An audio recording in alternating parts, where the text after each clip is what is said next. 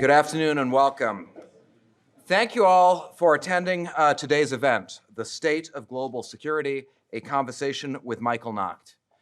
Today's event is made possible by several co-sponsors at the University of California, Berkeley: the Goldman School of Public Policy, the Institute for International Studies, the Department of Nuclear Engineering, and the Nuclear Science and Security Consortium.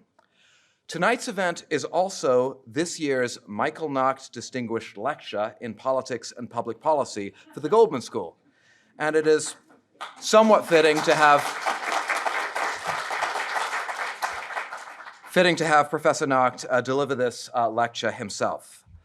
My name is Daniel Sargent. I'm an associate professor of history and public policy at Berkeley. I'm also the co-director of the Institute of International Studies, and I'm thrilled to introduce and moderate this afternoon's discussion. A few quick housekeeping items before we get started.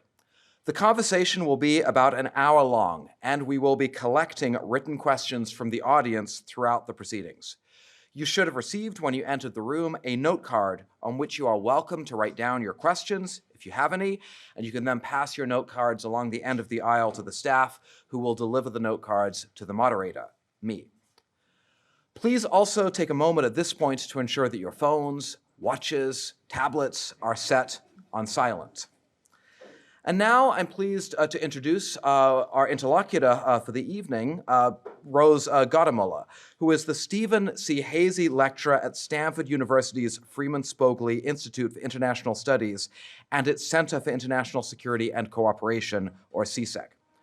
Before joining Stanford, Dr. Gottemoeller was the Deputy Secretary General of NATO from 2016 to 2019, where she helped to drive forward NATO's adaptation to new security challenges in Europe at the end of the Cold War. Prior to her role at NATO, she served for nearly 5 years as the Undersecretary for Arms Control and International Security at the U.S. Department of State, where she advised the Secretary of State on arms control, nonproliferation, and political military affairs. While Assistant Secretary of State for Arms Control, Verification, and Compliance in 2009 and 2010, she was also the chief U.S. negotiator of the new Strategic Arms Reduction Treaty, the New START Treaty, with the Russian Federation. Prior to her government service, she was senior associate with the Carnegie Endowment for International Peace, with joint appointments at the Non-Proliferation and Russia programs. Dr. Gottemoeller also served as the director of the Carnegie Moscow Center from 2006 to 2008, and is currently a non-resident fellow in Carnegie's Nuclear Policy Program, and is also a research fellow at the Hoover Institution. Welcome, Rose, to Berkeley. It's great to have you back.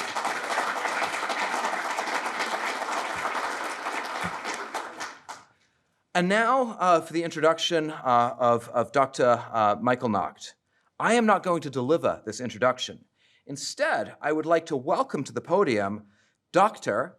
Man-Suk Lee, an East Asia security and nuclear nonproliferation expert, an active duty Army major of the Republic of Korea, and, as of this coming Sunday, a PhD graduate of the Goldman School of Public Policy. Please welcome Dr. Lee to the podium to introduce Professor Nacht.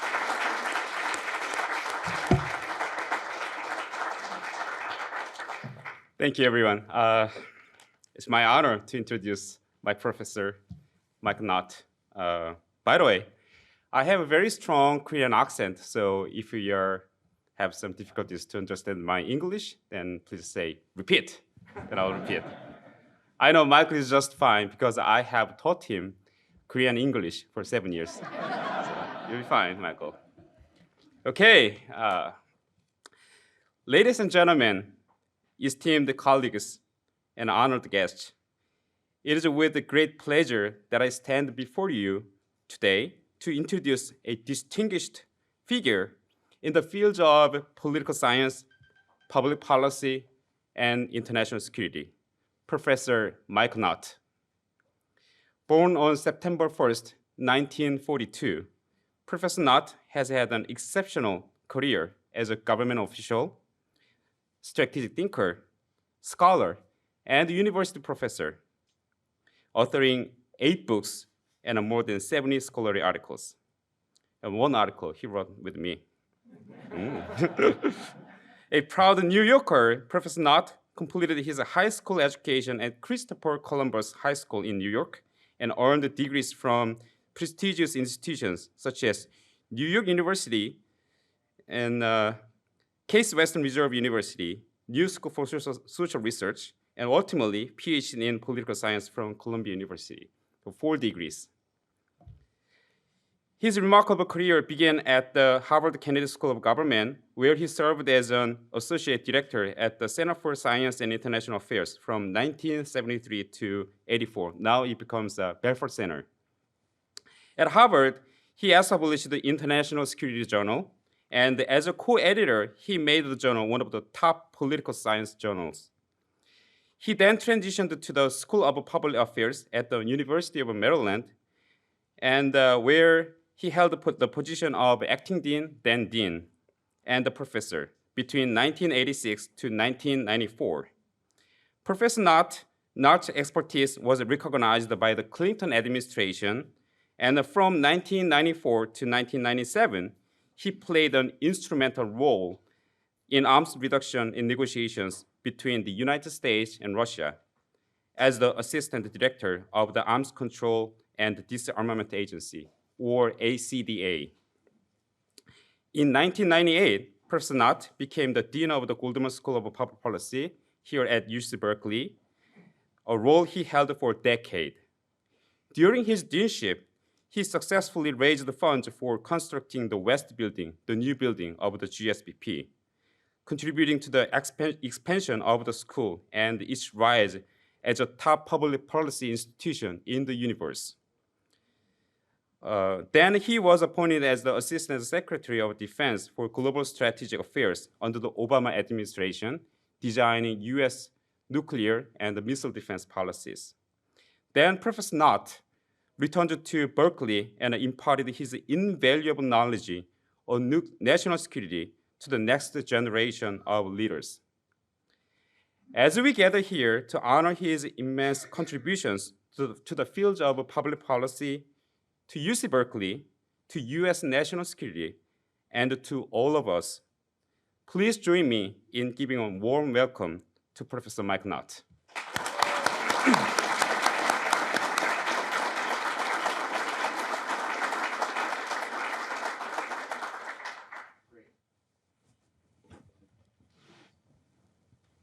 Thank you so much, Mansuk. I'm not sure if this is on. It is. Okay, great. Thank you for that warm introduction of Michael. I'm now going to sort of moderate a conversation between our two conversationalists for tonight. So what I would like to do, Rose and Michael, would be to ask you to start by reflecting on one of the most urgent global security challenges of the day, which is the war in Ukraine. Many of us in the room may be wondering why the war in Ukraine has been such a struggle for Vladimir Putin. Are you surprised by how difficult this war has been for Russia? What are your reflections on sort of the state of the conflict as it is today? Maybe Rose should go first. Sure. Well, thank you very much, and thank you, first of all, for having me. I realize sometimes it's unusual for people to make the trek up here from Stanford, but it's my great pleasure to be here today with my old friend and dear colleague, Michael Nacht, of whom I have the greatest respect. So this is a great honor for me, Michael, to be here today. My answer is yes. I was really surprised by how badly the Russian armed forces have done over the past year plus now. Putin and his generals had spent decades modernizing the Russian armed forces after the debacle of the breakup of the Soviet Union in the 1990s, when the Red Army was shattered into bits. And essentially they carefully rebuilt on the notion that this should be a modern army with excellent equipment and should be ready to fight. Why? Who knows? I mean, that's a question we can get at in our discussion. The aggression seemed very much based on Putin's internal frustration at the breakup of the Soviet Union and how it happened, and it drove him to want to recreate that Slavic heartland of Ukraine, Russia, and Belarus. We can talk about that some more, but was I surprised? Absolutely, and I continued to be astonished by the degree of disruption inside the armed forces and in the weird battles between these armed groups, almost armed clans like Kadyrov, the head of the Chechen Special Armed Forces, and Prigozhin, the head of the Wagner Group. They are even today and in the last couple of days kind of battling each other, with Prigozhin frustrated about the lack of ammunition coming to Bakhmut, where his fighters have been killed day after day, month after month. And Kadyrov saying to him, "Oh, you traitor, you're turning your back and running now because you're threatening to leave Bakhmut." So it's nasty. But it also just shows to me how essentially corrupt the whole Russian military system is at the moment. And that, frankly, in some ways, historically, it doesn't surprise me. There's always been corruption kind of through the veins of that military system and through the government and industry system overall. But the degree to which it has undermined the effectiveness of those armed forces has really surprised me. What do you think, Michael? Yes, I'm equally surprised. I think upon reading what Putin did, he thought that they would take control of Kyiv and the whole country in just a few days. And he was profoundly himself underestimating the resistance of the Ukrainians and the prowess of his own forces. He's tried many things since. He's changed the command structure several times. He brought in the man who was called the butcher of this war in Syria, where they bombed hospitals and schools and mosques, and nothing so far has worked. And now the Wagner Group is part of the game, but also clearly very critical of the command structure of the Russian military. This has been an amazingly fortuitous development for the United States and for the West. I think Biden has done a good job in keeping the alliance together, and that has helped a lot. We'll see if that will continue or not. That's an open question. But we're supporting Ukraine as best we can, except for fighter combat aircraft. We're not doing that because we don't want to trigger a U.S.-Russia war, which could have catastrophic effects for everybody. So I agree completely with Rose, and I think there's a lot more to come, because I don't believe, this is maybe onto another part of the question, that Putin has the slightest interest in terminating hostilities. He wants to hold on to Crimea, he wants to hold on to the Donbass, and maybe even resume the idea about taking over the whole country. And I just don't think, as long as he's got seeming control of the military, control of the intelligence community, control of the paramilitary forces and the police, he's in total control there. And I don't think he's about to negotiate with Zelensky about anything important. So that's unfortunately a negative prognosis. I alerted George Breslauer that I wouldn't be too negative today, but maybe I'll get that negative thing out of the way, and the rest will all be upbeat. Great.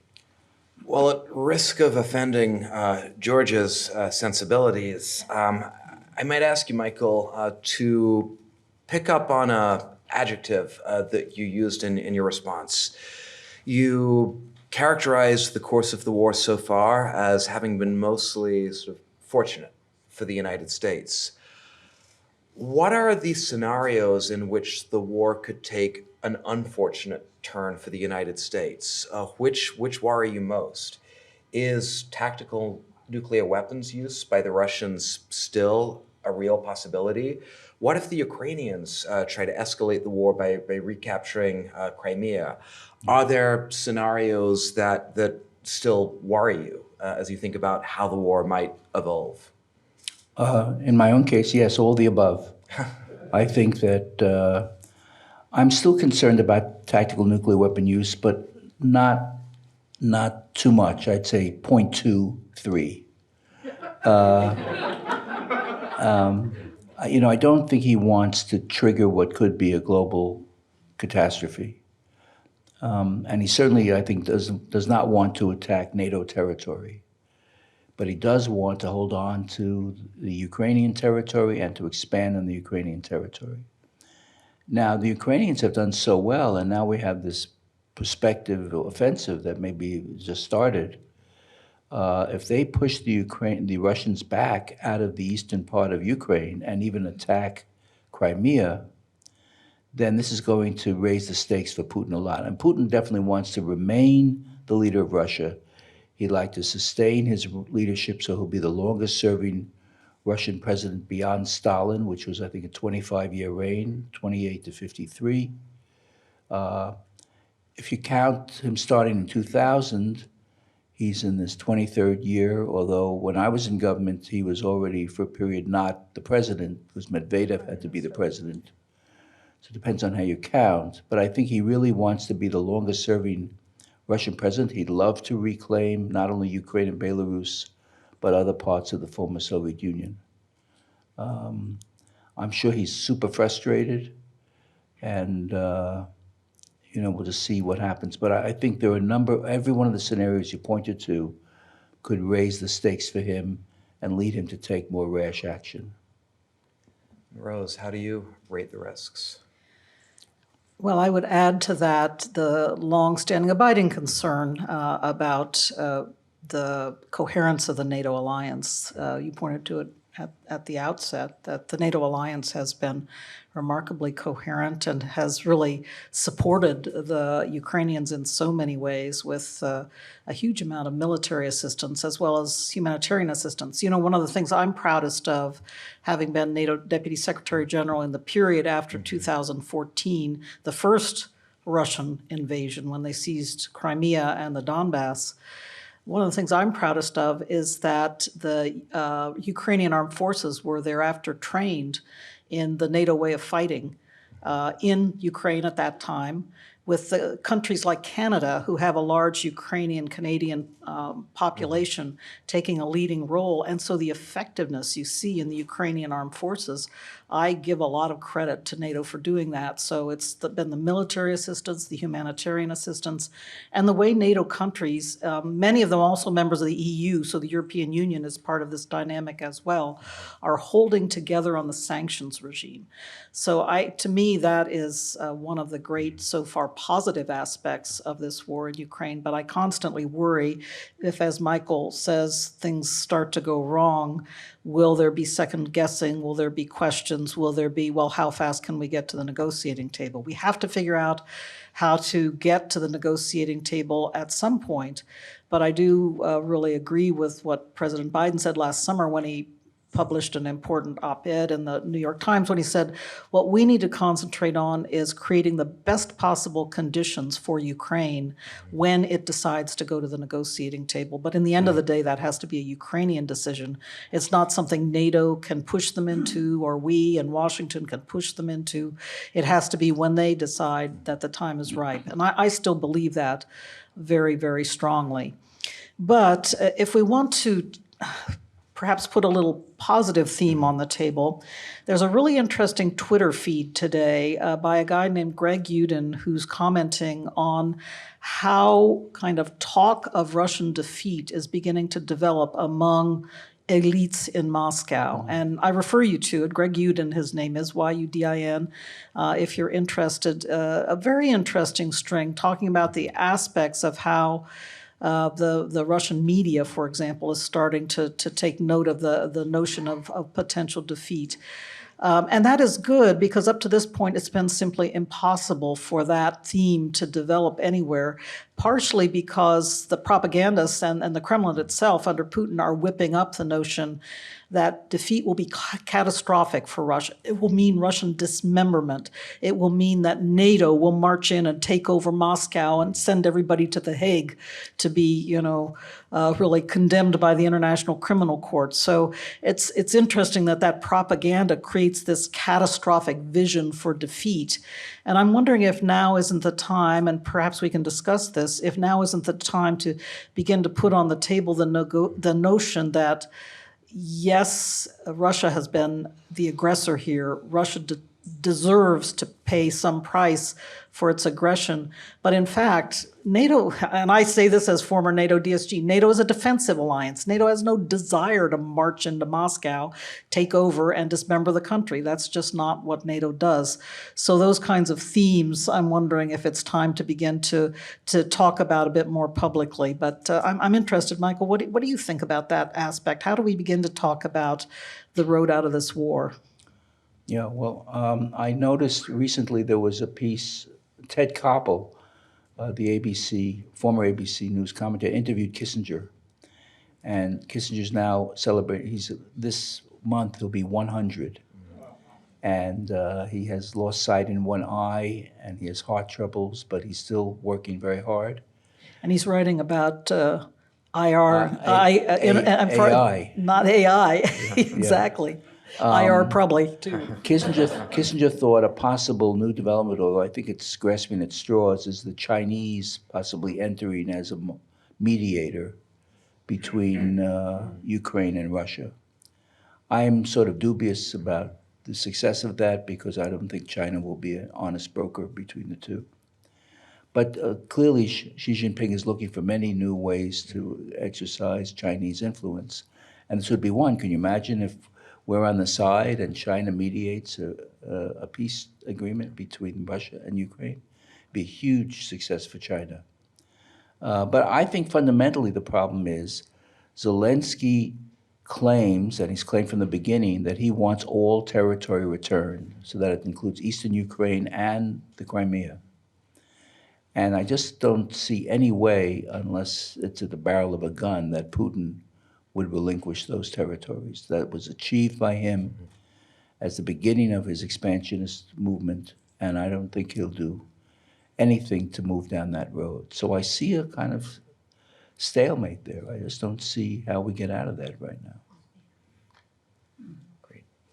Michael, you've pushed the conversation in a really interesting direction by introducing sort of China to the frame of what we had previously been talking about as a European conflict. And I wonder if we might delve a little bit deeper into sort of the Chinese angle. The recent context is really, really interesting. Of course, President Xi visited Moscow in March. That was a major state visit.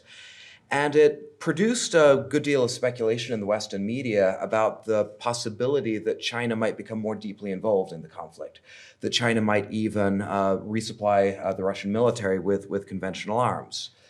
Subsequently, President Xi has spoken on the telephone to Vladimir Zelensky, which is the first contact that the two have had since the inception of the war. Together, these interactions paint a really confusing picture. It's not clear if China is leaning to the Russian side of the conflict, or if Russia might be trying to position itself as a plausible, honest broker, as you suggest. What do you think China is doing? And let me ask a really provocative question. If you were advising President Xi, what would you recommend that he do? Well, he hasn't called asking for advice. I think I take Xi at his word. He wants China to be the greatest power in the world, economically, militarily, and in every other way. And they're moving on multiple fronts, right? They have investments in sub-Saharan Africa. They have investments in Latin America, very far from Chinese sources. They're staying in decent relations with North Korea. And he's also flirting with and occasionally being very supportive of the Russians, but not going too far. So I think he's just assuming what he thinks is his rightful leadership role in the world community. And this is maybe the top conflict going on in the world, and he'd love to be the mediator to resolve it. But how he gets from here to there is another problem. So beyond that, of course, China has its own problems. It has a serious economic problem, and it has a serious demographic problem. And it's not as though it's a ride in the park for him just to be the president of a country of 1.4 billion people. So, and the Taiwan issue, which we may get into, is unresolved and very dangerous, because I think there would be a direct conflict between U.S. and Chinese forces. Biden has made that very clear. And even though the Kissinger agreement of 72, Kissinger-Nixon agreement of 72, left open this notion of peaceful resolution, I think Xi Jinping has now stated publicly that he wants the issue resolved by 2027, which isn't that far away. So I think that's a big storm cloud on the horizon, especially if the Ukraine war is still going on. Could I put a few more things on the table in this discussion? One, and it takes us back to the nuclear topic for a moment. Xi Jinping has been the only one able, along with Prime Minister Modi actually, to speak truth to power publicly on the nuclear question. And I'm talking about the summit of the Shanghai Cooperation Organization, the SCO, back in last November in Kazakhstan. And both Xi and Modi said publicly in Putin's presence there, do not use nuclear weapons in Ukraine.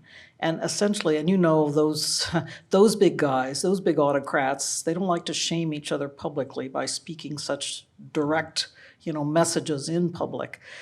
It really struck me the way that they have done so, and it's been consistent. Modi is I haven't heard much lately from the Indian government or foreign ministry, but in the Chinese case, it's been very consistent. The Chinese foreign ministry putting this message out again and again in every possible setting. And so I do think that that was significant and is actually a kind of, for me, a positive aspect of how China has been playing in this war in Ukraine. The other aspect, though, that hasn't come up yet is the degree to which actors in this game are in economic relationships with China. Everybody knows, of course, about the way that Russia has turned its petroleum sales east and is now benefiting, selling to China and to India as well. But I think one of the great reasons for Zelensky finally getting that phone call was that there is a great big economic relationship between Ukraine and China. And I forget the exact percentage, but a majority of the foodstuffs that were sold to China before the war began came from Ukraine. So she needs to feed those 1.4 billion people. Absolutely. And so there are many reasons, of course, that Zelensky also wants that economic relationship going. And the relationship with the EU, with the Europeans is very important as well. So I think there are a number of economic rationales for Xi to get into this game and to try to play some kind of mediating role if he possibly can. I wonder if we might take this kind of strand of thought to its logical conclusion, right? Because you have both pointed to some very compelling reasons why President Xi might seek to mediate a resolution to the Ukraine war. And you've also pointed to some significant levers of influence that President Xi has over both the Russians and the Ukrainians. So let's suppose in some startling turn of events that China was able to establish itself as a mediator. What would be the implications for the United States? Would Washington be out of the superpower business? I don't think so. But maybe I'll take a quick stab at it just from, I'm not a professional diplomat. I was a political appointee in the Department of State. But as someone who knows U.S. leadership in the area of diplomacy and the long history we've had of problem solving, I can't believe that we would be knocked off that stage entirely. Again, Michael, I'd really appreciate your opinion of this, you two having had many important roles as a political appointee. It does bother me, I'll tell you honestly, that the United States has absented itself a bit from the diplomacy or attempts at diplomacy so far, but it comes from the top. President Biden feels very strongly, he's called President Putin a war criminal in public, and so he is, in my opinion. And the Kremlin has said that's unforgivable. So the top men, the top big men, are not able to talk to each other at the moment, and that's opened up the possibility now for people like like Putin or like Xi to get together and try to play this role with Putin? I mean, one thing that, if you want us to stretch our thinking a little bit, Daniel, that could happen, personally I hope it does not happen, but it could happen, is that Trump is reelected president. This is not a far-fetched idea anymore. In a recent poll, very recent poll, he was leading Biden by 6 points. Biden is not getting almost any credit for the economic recovery. And the age issue is a major issue, which is not going to go away right till the election. And his own cognitive abilities Biden's are not going to go away. So I think that that the net effect of all this is that if somehow Trump were reelected, then the whole foreign policy of the United States would shift on a dime, because he's talked about support of Putin, support of Kim Jong-un in North Korea, and other autocrats. I don't know if this would continue. I don't think there's any way to know what his foreign policy would be, if he would continue what he was doing before, or if he would change it again. But I don't think the Trump, assuming it is Trump versus Biden in 2024, I don't think the outcome at today is at all clear. And this upsets the apple cart of almost everything else we'd want to talk about. And including our continuing alliance relationships as well. Yes, that's in both right. Europe and Asia. He has talked about getting out of NATO, pulling forces out of Korea. There's a neo-isolationist tendency in a lot of what Trump talks about, and he's supported by the MAGA Republicans who want to get out of a lot of these relationships. So we may be in for some rough seas ahead. Great. Well, that is context that leads very neatly into a discussion of what may well be the defining foreign policy crisis, the defining global security crisis that the next administration confronts, irrespective of who the president is.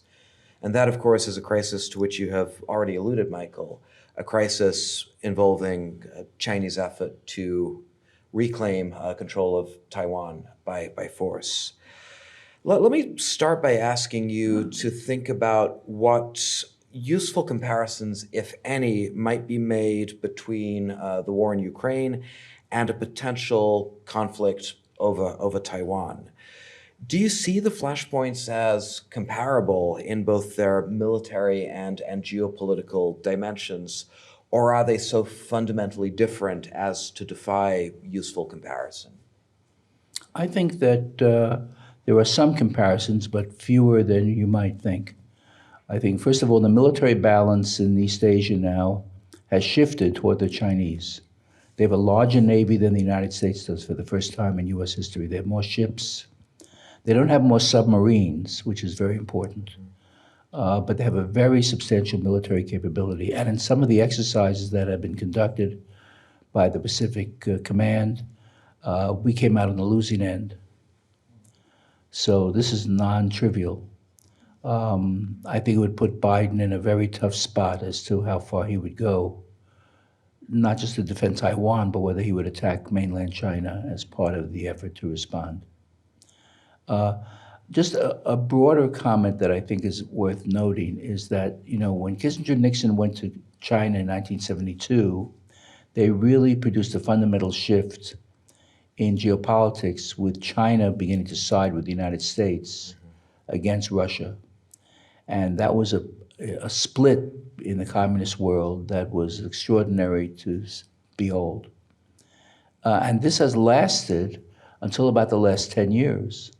The last 10 years, we've now seen China move slowly but appreciably toward being supportive of Russia. They have a cooperation agreement, and relations with the United States have gone very far south.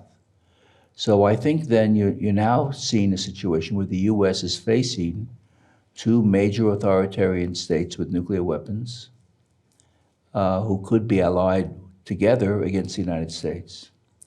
And that affects everything, including Taiwan and Ukraine and all the rest. So I am concerned about that development, and I think Biden or whoever succeeds him needs to try to find ways to somehow improve the relationship with China, because I think the relationship with Russia is almost impossible to improve.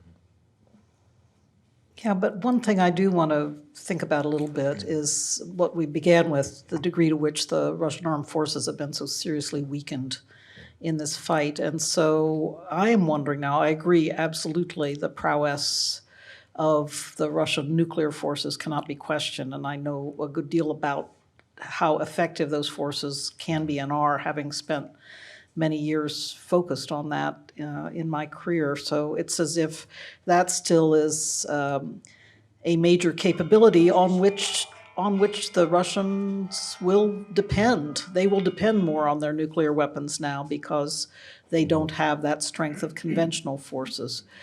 But how much is that going to help them out in helping China in a battle with the United States over Taiwan? I've been asking myself that question, and again, China may find it's on its own in terms of trying to address its desire to recreate its one China concept by a takeover of Taiwan. And in that case, I think there are a couple important things to remember. One is geography.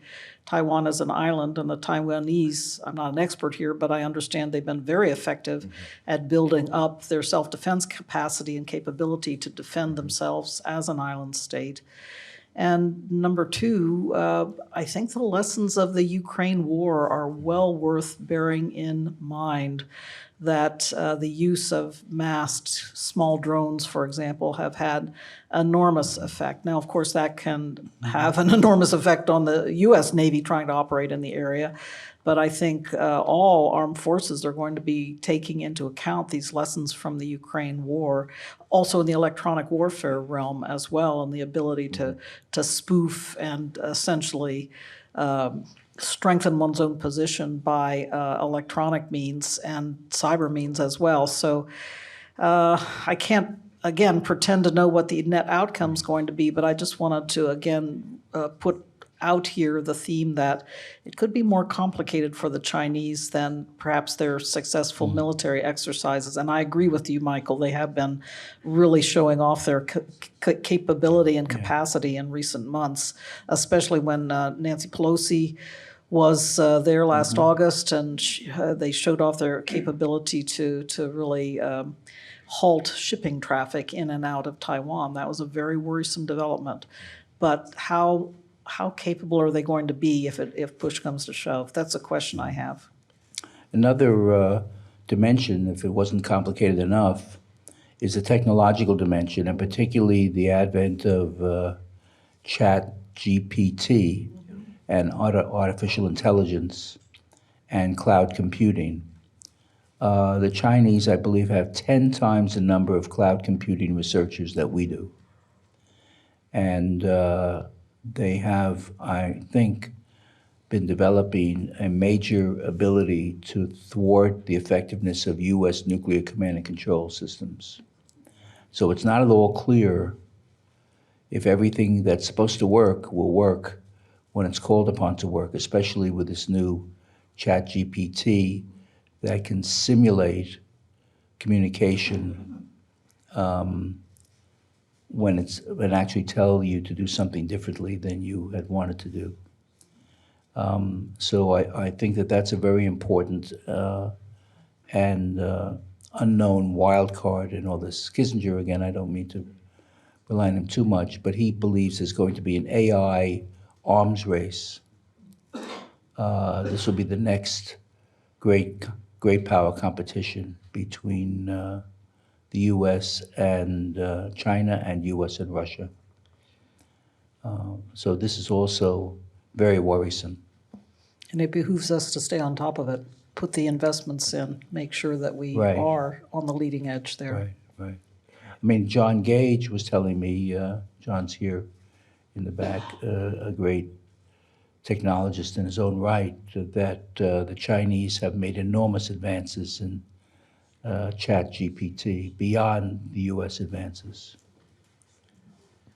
Great. I fear that we may be ignoring George's sort of injunction to avoid bleak conclusions. Right. So let me try to introduce some shards of optimism into the conversation. Here goes.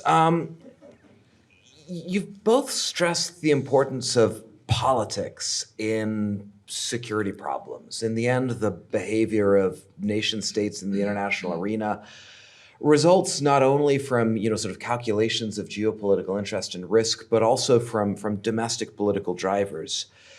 Do you both think that China and Taiwan might yet be amenable to some sort of peaceful reconciliation of their differences? Are there political scenarios short of war or outright Taiwanese independence that remain plausible? Could Taiwan's forthcoming presidential election, for example, produce some change in the political situation in Taiwan that might make war by 2027 less likely than it seems today? Well, I think that one should never say never. There are always possibilities here. And I think that the Taiwanese have done a lot to strengthen themselves, but they could still be overwhelmed by Chinese military force if the Chinese really unleashed it upon them. I think that it's possible that there could be some sort of modus vivendi between China and Taiwan to avoid military conflict. Because I do believe that a major positive piece of this is that China is so encrusted with the global economic community, they don't want to see that harmed. And I think they're fearful that if they really try to militarily take over Taiwan, the U.S. will impose sanctions which many other countries will endorse, and their whole economic future would be in jeopardy. So I think that's very important. That's a real break on what Xi Jinping is willing to do and able to do. But the Taiwanese population, I believe, is growing more toward, certainly away from the idea of any connection with China, and more toward like an independent state. So again, it's going to be a lot of hard negotiating before some sort of agreement is reached. I do think it's possible because both sides see the dangers in going to war. But it'll be a big struggle to get it done. Yeah, could I just add on that it's one reason why I think the effectiveness of the sanctions regime against Russia is being so carefully watched in Beijing now. Beijing now at the moment, right at the moment, doesn't want to get pulled into secondary sanctions. I think that's one of the, you talked about braking mechanisms, Michael. I think that's one of the braking mechanisms on their assistance to Moscow in the war effort now, despite the visit of not only Xi, but the Minister of Defense a couple of weeks ago to Moscow. I think that they are being very, very careful and perhaps trying to do some things behind the scenes in breaking sanctions. But now the United States and its allies are starting to crack down on sanctions busting. That door's not going to be open to them so much. And so as a result, I do think that to the degree to which the sanctions regime can remain coherent, continue to strengthen and continue to fight back and really deal with sanctions busting, I think these are signal messages to Beijing about what could happen, right in line with what you said, what could happen if they try to invade Taiwan. So I think it's very important for the political West, I guess we're calling it now, the political West, to really stay tightly bound up together on the sanctions regime against Russia for this reason as well. I do think that Putin has done a pretty good job in ameliorating the sanctions problem. He's got close economic ties with China, with India, with Mexico, with Iran. So he's spread the wealth around. And this has enabled him to sustain some of his economic strength. Well, yes and no. Here I'm going to disagree with you a bit, just watching the economic numbers come out. Because, yes, he's been able to continue up with the gas and oil sales. But have you seen the results recently that they have started to have to impose a tax on petroleum product production I did see that. in a way that is really deleterious to the Right, to the future of their gas and oil industry? And that comes, I think, from the kind of hangman's noose they're in over sanctions and the cap on oil prices. So I disagree with you a bit. I know there are open questions about how effective the sanctions are, but I do think that the Russian economy is under a lot of pressure now. Good. I appreciate the disagreement, and I wonder if we might push it in a couple of directions. And I would like to ask you sort of first to reflect upon the role of U.S. allies in the Asia-Pacific region. I mean, Rose, you've spent so much of your career dealing with U.S. alliance relationships in Europe. And I'm curious as to whether you see a comparable constructive role for U.S. allies in the Asia-Pacific region in constraining Chinese aggression against Taiwan. Does the lack of a multilateral alliance framework analogous to NATO make it difficult for the United States to orchestrate a similar kind of multilateral response? Or should we be optimistic about the capacity of alliance relationships to constrain China? I'm really curious about what you think. Do you want me to start on this one? To be honest with you, I see really, first of all, a long-standing series of successful alliance relationships in the Asia-Pacific, the Indo-Pacific, including the Republic of Korea. We just had President Yoon in Moscow, sorry about that. You can tell what's on my mind. We just had President Yoon for his state visit in Washington, and I was very pleased with the Washington Declaration as an expert on nonproliferation. The way it came out, I thought was very good, that the United States will work with the Republic of Korea to consult, to develop a more serious mutual understanding and knowledge of the extended nuclear deterrence relationship. All of this was very good, but at the same time, the Republic of Korea spoke again about its commitment to the Non-Proliferation Treaty and its regime. So to me, these were all very, very good developments and bespoke a mature relationship, a strong relationship, and one that can pay a lot of dividends overall. It's the same, in my view, with Japan. We'll see. We have the G7 meeting coming up in Hiroshima, summit meeting coming up pretty soon. We'll see what that relationship looks like. G7 is not the Asian allies, I understand, but Prime Minister Kishida has been, I think, doing a lot to build up the defense capacity of the Japanese armed forces. At the same time, he continues to try to drive forward the non-proliferation agenda, has been his want as former mayor of Hiroshima, very supportive of those objectives as well. So I do think we have strong allies, and I haven't even talked about Australia, New Zealand, the Philippines, et cetera, et cetera. We have strong allies in the Indo-Pacific, but it's not the same as NATO. Once again, geography drives us in different directions. We've got countries crammed together on the European continent. It was natural that they come together in an alliance relationship with an organized structure, I think, at the end of World War II when the Cold War began. But it's not possible in the same way in Asia. We tried that a bit during the Vietnam War era, and it didn't work out so well. So I think that we're in pretty good shape. I'll be honest with you, what I would like to see is further interaction and lines of communication open between NATO, Europe, and the Asian allies in order to develop mutual capabilities better. And I don't mean NATO coming to the Indo-Pacific. That's just not going to happen. NATO's got its hands full defending Europe, but that they be working together carefully to develop capabilities and capacities that may be needed at some point in both theaters and may need to be traded between both theaters. I'm talking about tanker capacity, for example, those kinds of important military enablers. We need to have the two groups of allies willing and able to work together. But in the end of the day, they are really the essence of American strength is our alliance relationships. So I see them both as very important but different.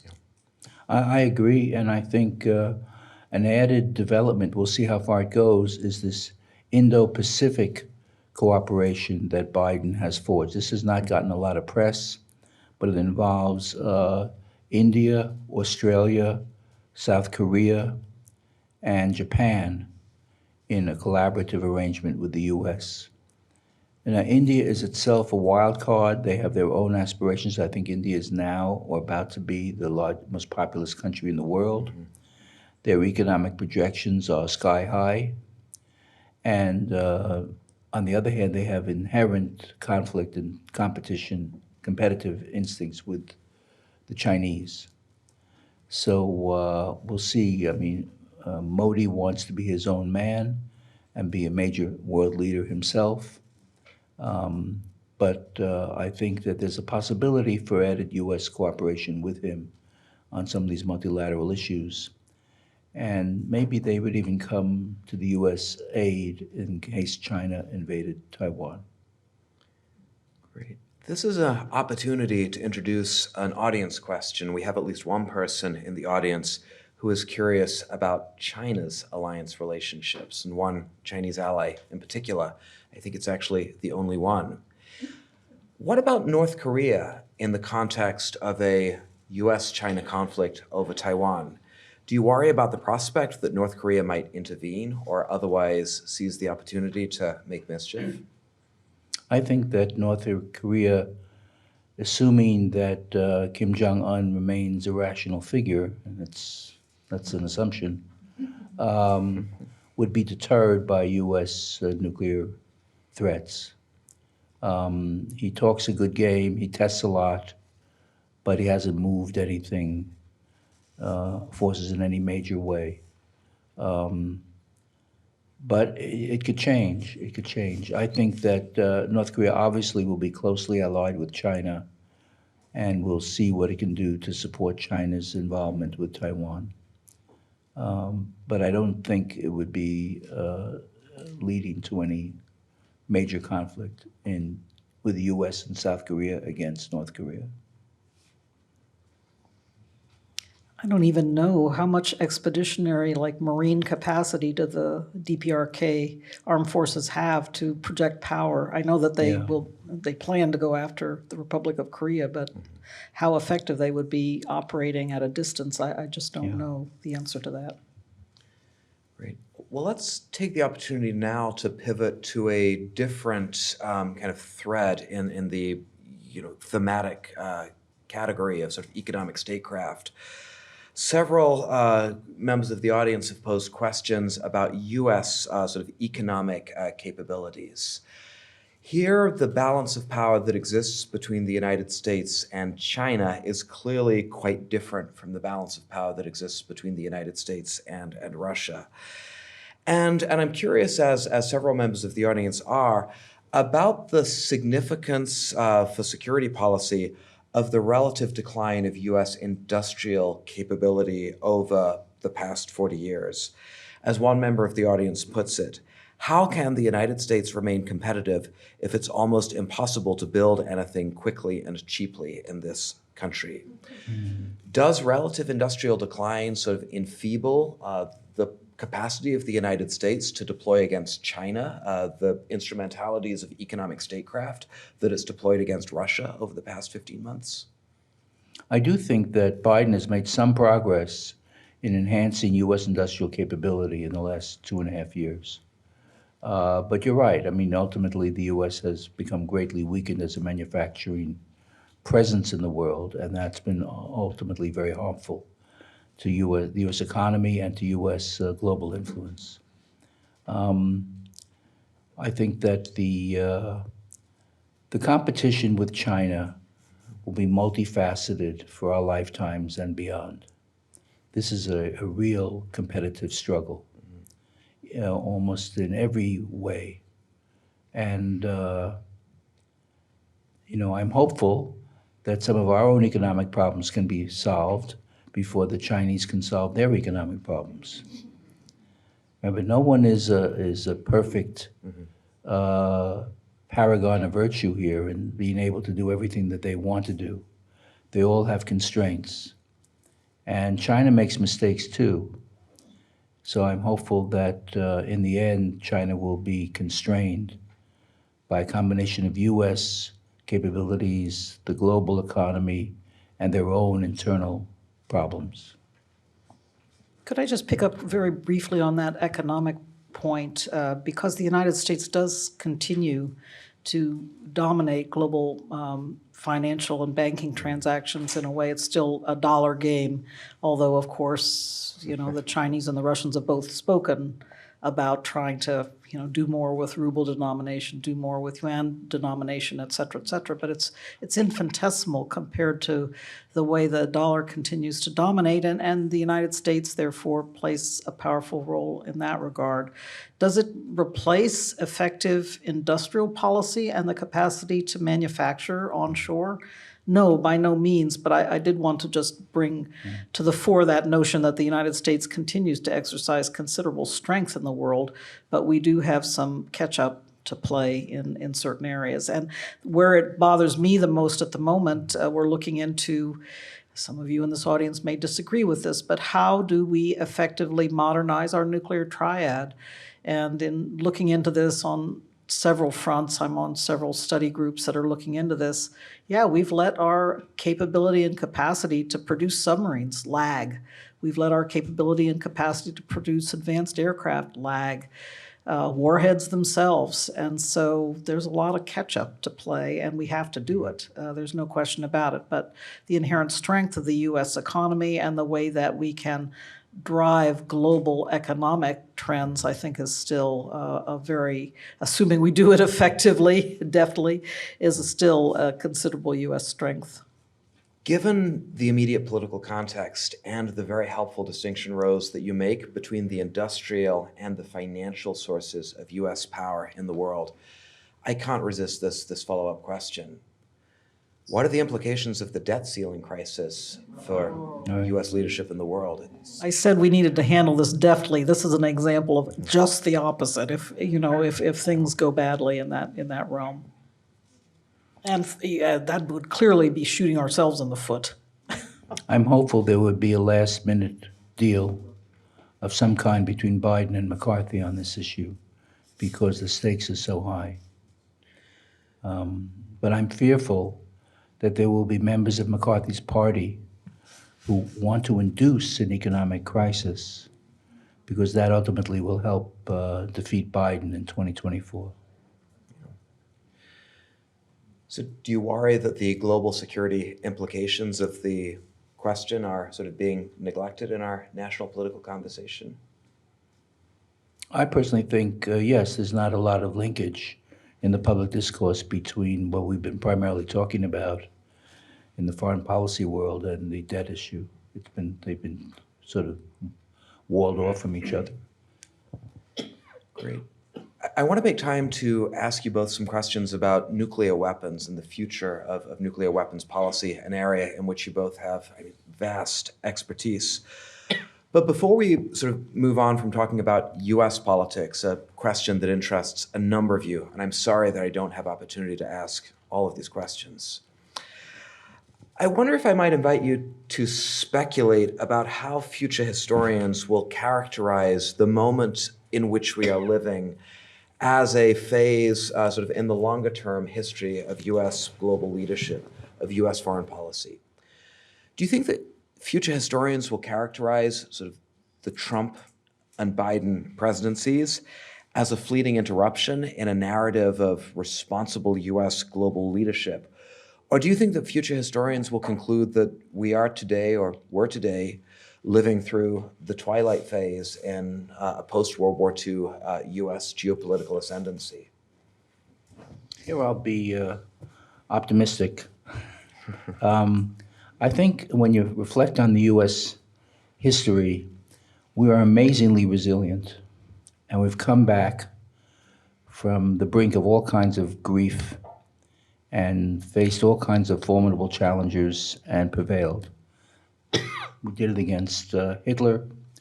We did it against worldwide communism and the Soviet threat. We've had our own issues, many bumps in the road. We remain enormously creative. I think our inherent strength, the great university system we have here, the think tanks, the research community, and the private sector has been incredibly innovative. All the high-tech stuff, for the most part, is led by American companies. The internet is a product of American ingenuity. And I think we'll now have to get on the bandwagon here with AI and move more into that area. So I think that will be an inherent strength of the U.S. that won't be duplicated by any of the other adversaries. And hopefully that'll be to our advantage in the long term. So I don't see this as the twilight. I think if I went to sleep and came back 30 years from now, the U.S. would still be a major player on the world stage. You know, I wish that I could conclude on that note of cerebral optimism, but alas, we have another 10 minutes to go. So let's move in a direction where a number of members of our audience want to go and talk about nuclear weapons. Nuclear weapons may be the only existential security risk that human beings have sort of foisted upon themselves, right? And we could situate ourselves today at a point of critical inflection in the history of the nuclear security order. The raft of bilateral commitments that the United States and the Soviet Union built during the Cold War has essentially disintegrated. Meanwhile, nuclear proliferation is today gathering pace after a brief reversal during the 1990s. Do the two of you worry, as specialists in nuclear weapons of unrivaled distinction, do you worry that nuclear weapons remain, 80 years after their invention, a real, significant, urgent threat to the survival of our species? Yes.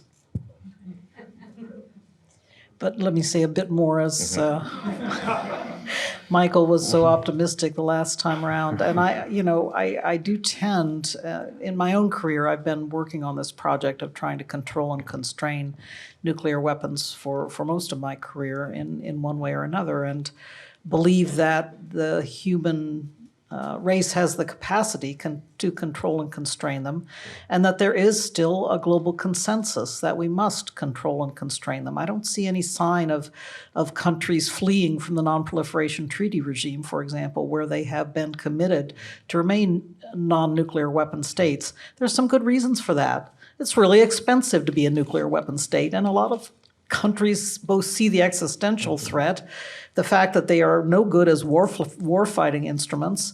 They're just there for deterrence sake, and they are extremely expensive. They take resources away from everything else that a responsible government has to do to nurture its citizens. So I do think that there is a continuing consensus about the necessity of controlling and constraining nuclear weapons. But I am really worried now that Russia, after the trauma of the Cuban Missile Crisis in 1962, the Soviet Politburo joined together with the U.S. leadership, as well as the UK and several others, immediately began negotiating to control and constrain nuclear weapons. The Limited Test Ban Treaty, the Non-Proliferation Treaty, the First Strategic Arms Limitation Agreement, the Anti-Ballistic Missile Treaty. All of these treaties and agreements for the last 60-plus years were negotiated with the USSR and latter years Russia playing a very responsible role. Well, I would say generally responsible role. Those who criticize the Kremlin and its current occupant and I do put it down to Putin, he doesn't believe in this stuff. Mm-hmm. He really doesn't believe in this stuff. And so he has looked for every way to try to get the Russian Federation out of these treaties and agreements. You may have seen today that the Russians have formally withdrawn from the Conventional Forces in Europe Treaty, a conventional arms control regime, not nuclear. But I understood from Russian experts who I know and respect that it was Putin himself back in 2007 who said we have to suspend our cooperation with this conventional regime because I want to control the movement of my army on my territory and nobody's going to tell me what to do. So he has that attitude. Why should he take any kind of treaty-based constraints on his freedom of action? So I am worried about that attitude. I think it was part of what drove him to suspend now implementation of the new Strategic Arms Reduction Treaty, New START, although Russia has said it will stay under the limits of that treaty for the time being. We've got some rebuilding to do. Putin's not going to live forever. I'm happy to say none of us does. But on the other hand, in the meantime, there is a great deal of destruction and damage being done to our efforts to control and limit nuclear weapons. So we are going to have to do some damage control and some rebuilding when the time is ripe. And for that, we need to be ready. I think there does tend to be a strain of opinion here in the United States at the moment, been there, done that. We tried, we failed, and now we got to be ready for the nuclear arms race. I simply cannot accept that. We need to be ready to try to return to the negotiating table when the time is right. I agree with that. I would, though, put a more positive spin on it. Did I really say that? I guess I did. Did you really say I really said that. If we were meeting here in the fall of 1945, and the U.S. had just used 2 nuclear weapons against Japanese cities to end the war in the Pacific. And then I told you that I'm an expert, and I could tell you over the next 50, 60 years, there'll be about 9 countries that are going to acquire nuclear weapons. There'll be thousands of these weapons. They'll be in some of the most bitterly contested regions of the world, like India and Pakistan. There'll be other countries on the brink of having nuclear capability. But don't worry about it. Not a single weapon will be used in the next 70 or 80 years. It's a preposterous comment to make, like I often make. But it has happened. And I think it shows the uniqueness of the nuclear capability, that leaders, when, it's one thing to give a talk about it, it's one thing to even have a meeting about it, it's another thing to authorize the use of them. And I think even Putin, with his own disregard for a lot of cooperative measures, which I totally agree with, of course, would not move that far. I think if he did, we would all be in the soup. And I think the same thing is with Xi Jinping. These are cautious leaders, they're balancing many features of their portfolio, and I think they're all certainly seeking to avoid any nuclear conflict with the United States. So I'm hopeful that, and then we'll go through ups and downs of finding the right formulas, and Putin will disappear and someone else will be in power, and eventually we'll get back on track. That would be my more optimistic hope. Great. Well, I want to try to exploit this optimistic turn in the conversation, and at risk of really trying my luck, let me sort of start by observing that for theorists of international relations, institutionalized cooperation is really difficult, if not impossible. But you have both offered a sort of contrarian perspective. You have pointed to the successes, limited successes, but successes nonetheless, of the nuclear arms control regime. What lessons do you think might be derived from the limited successes of the nuclear arms control regime for other urgent global security challenges of the 21st century? For challenges such as global climate change, for challenges such as artificial intelligence?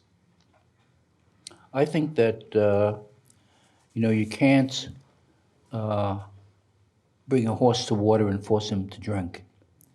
And it has to be ultimately the calculation of the national leader that it's in his or her interest and in the interest of their nation state to move forward with these agreements.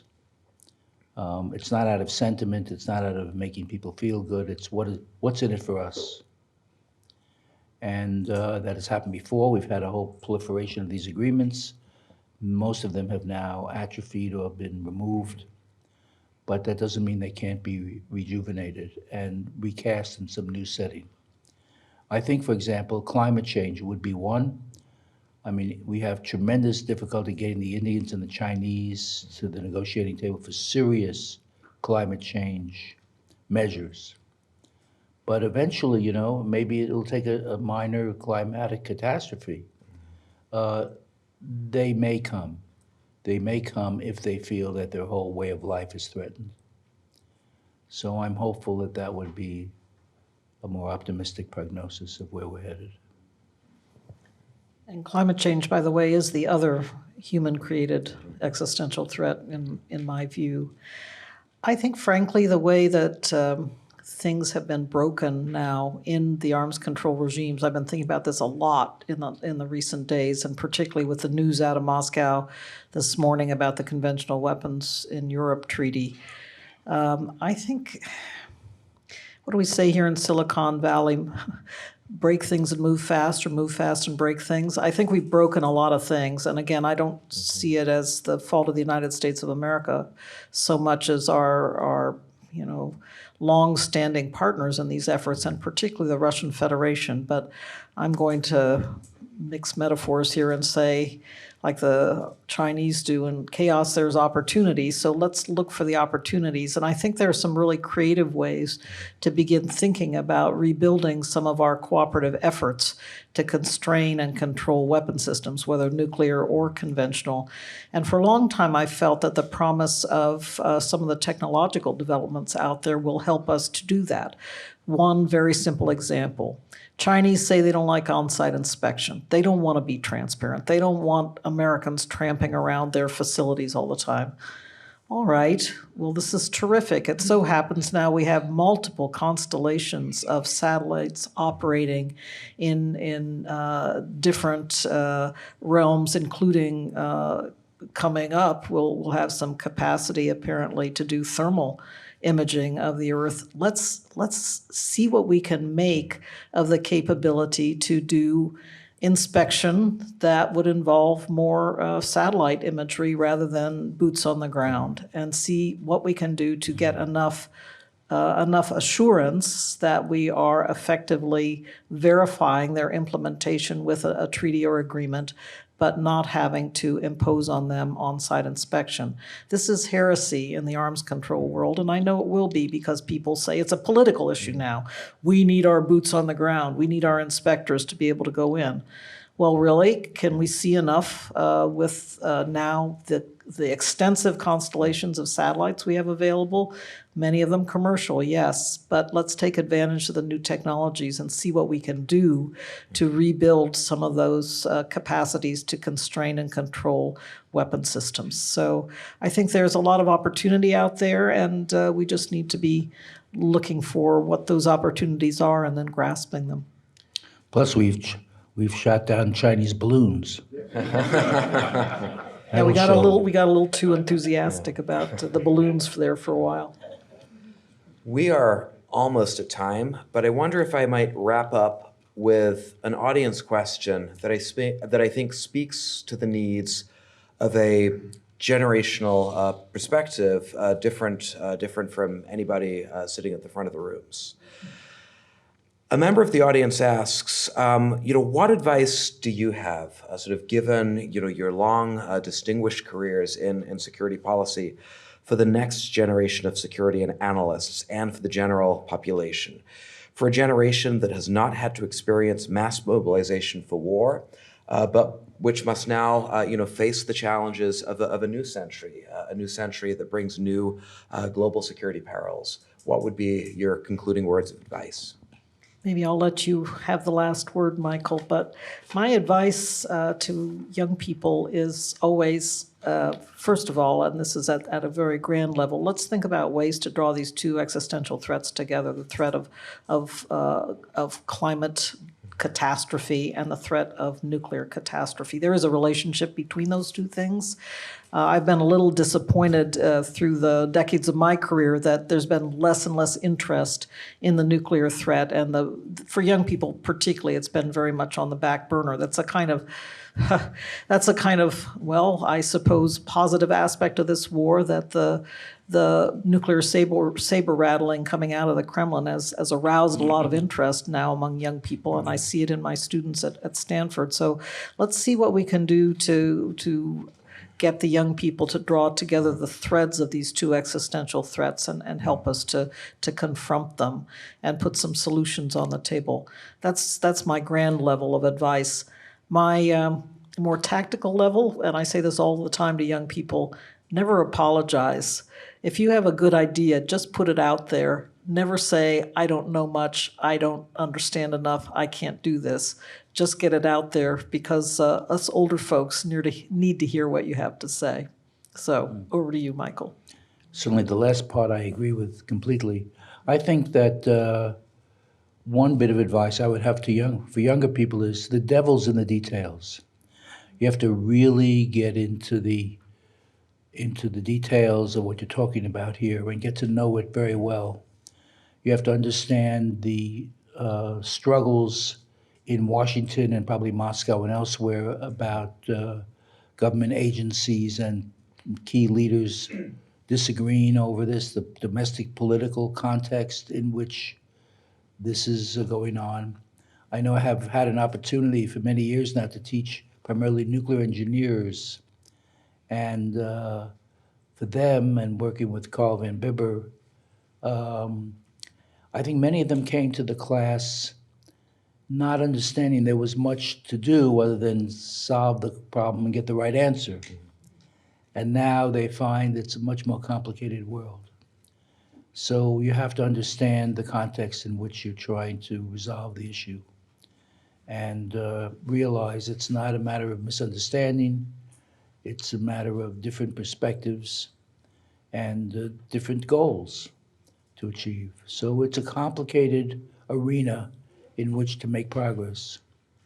But it can be done in many ways. You can do research and write papers. You can speak up.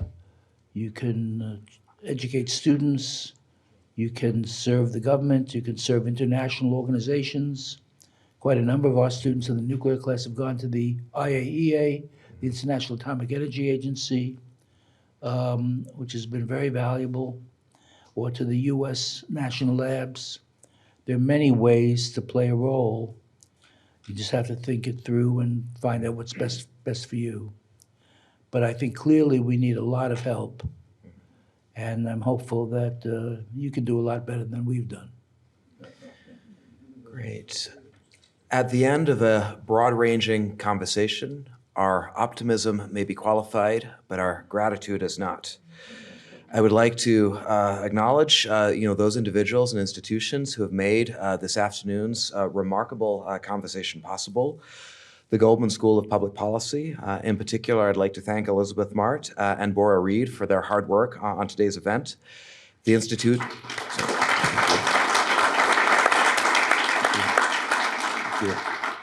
The Institute of International Studies, where I would like to acknowledge Linda Meyerson and Claudia Guy. Thank you. The Department of Nuclear Engineering and its chair, Carl Van Bibber. And the Nuclear Science and Security Consortium and its leader, Bethany Goldblum.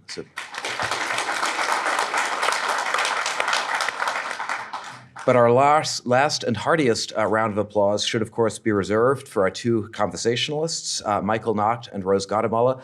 Thank you both for an incredible, informative, and enlightening conversation.